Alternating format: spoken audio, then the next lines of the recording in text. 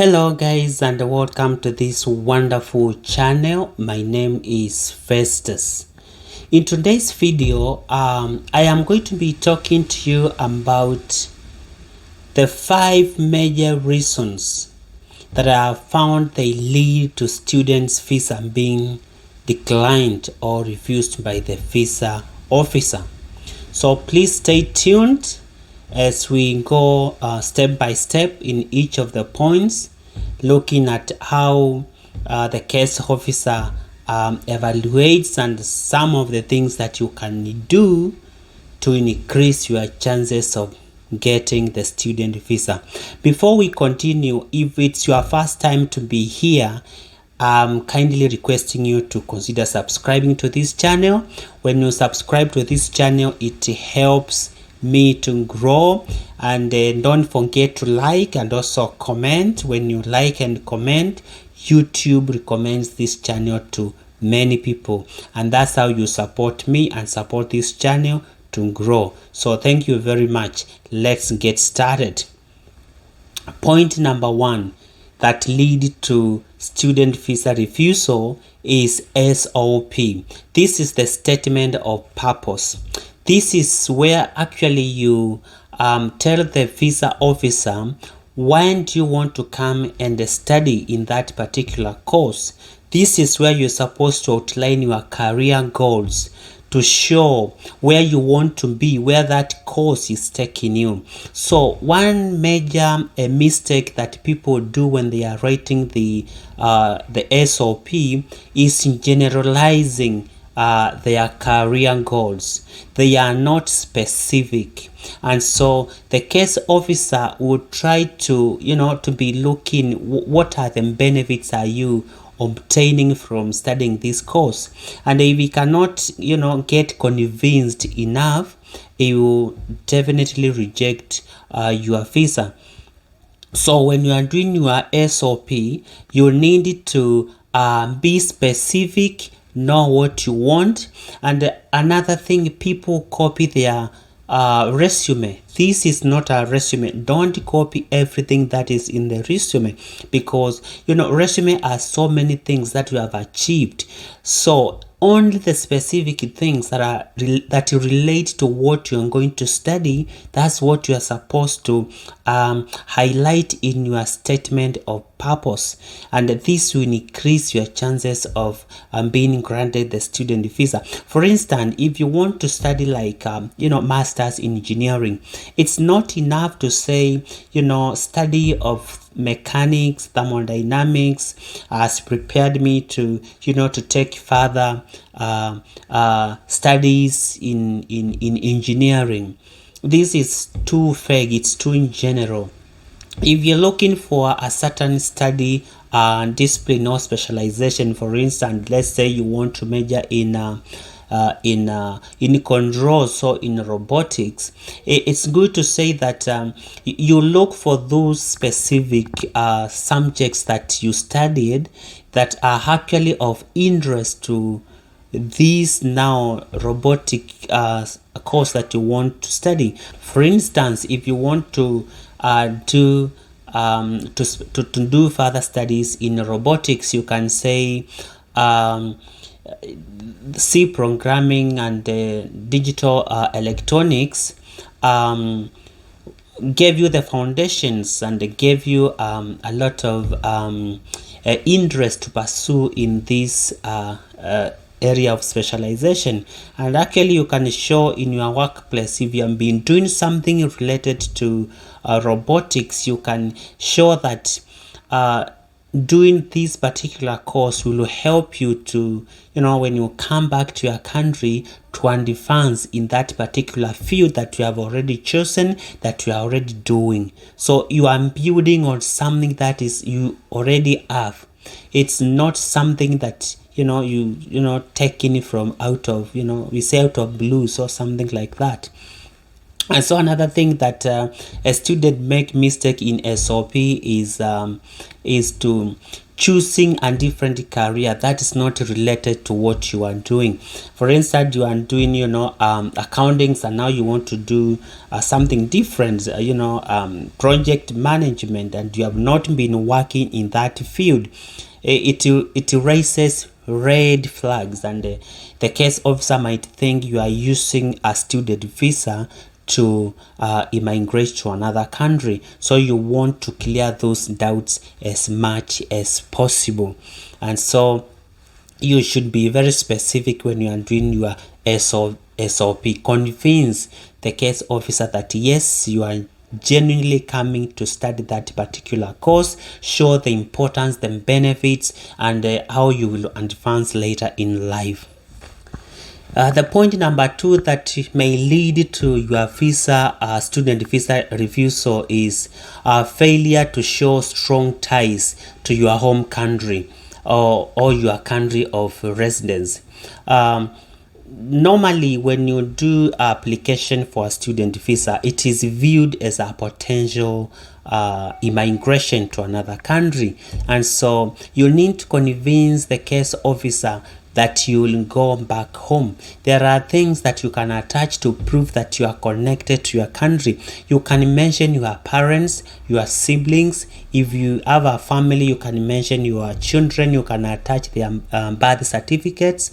If you have a family business, it is very important to attach those business registrations, and you can say that you'll be looking forward to coming back to your home country to continue or to advance your family business. If you have property, please attach it. If you have title deed, if you have assets like a car, if you have a house, those are the things that you need to prove to the case officer that yes, you have an attachment back home and you'll be coming back home. It's also good to show if you have social life connection within your community, to show them how connected to your community you are, and that you are not using the student visa to move or to migrate to another country. Because when you don't attach any evidence, the case officer will think that you're just using this as an avenue, and it's really painful to be denied visa just because you did not attach the required documents, not because you did not have them, but because you did not know, or you did not find it worthy to attach. It's better you give as much document as possible, even beyond what they are asking, than not giving and then being denied that visa. Point number 3 is failure to show acceptable source of income that is funding your education and stay in Australia. You need to show acceptable source of income. When I say acceptable, I mean if you have a business, not just mention business. It is good to mention that you have a business and show the supporting documents. It's good if you have a business, put the business registration, show the tax returns. If it is your parent who is sponsoring you, it's good for them to attach the pay slips, the bank statements. Normally 3 months bank statement is required, but it is good to put even 6 months, because this depends from country to country. For instance, if you are coming from Kenya, it is viewed as a high risk country, so they will tend to to look your documents more keenly to ensure that you are actually coming for the purpose of study, and the funds that you are saying are there, they are actually available.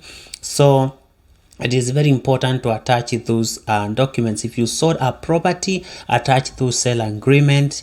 If it was a loan, attach those loan documentations to show that you have an access to acceptable source of income. Remember, you are not allowed to work while you are studying, but fortunately in Australia at the moment you can be allowed to work unlimited number of hours as long as you are when you are a student. But this is just for a short while due to COVID pandemic, and this might end by June this year. So it is very important also when you are verifying the information to ensure you get the right information, because possibly by the time you view this video things will have changed, and I don't want you to end up getting the wrong information.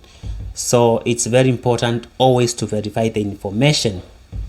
Before we proceed to number 4, if you have come this far, possibly you are liking this video, please consider giving this video a like.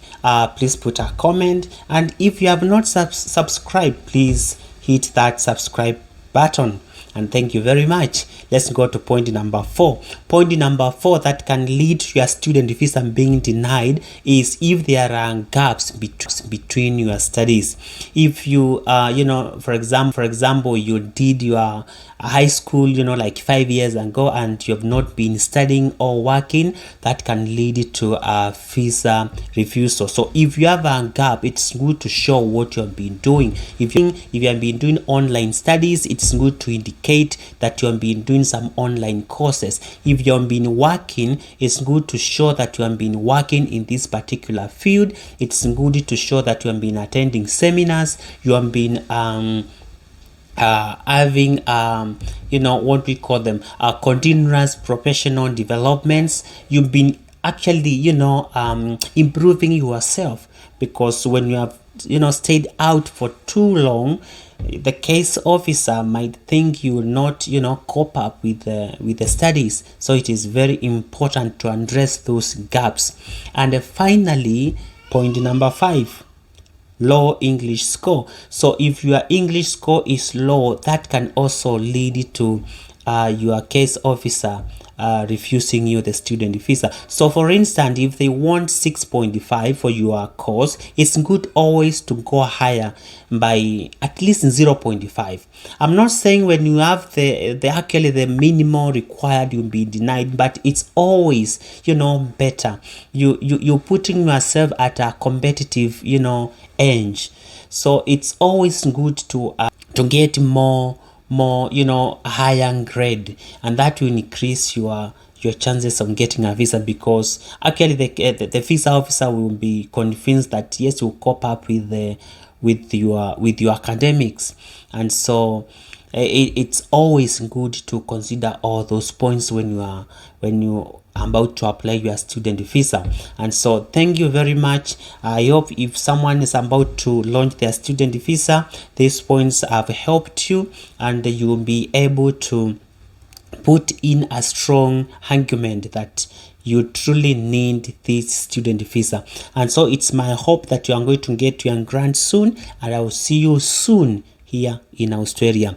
Remember to like, and remember also to share.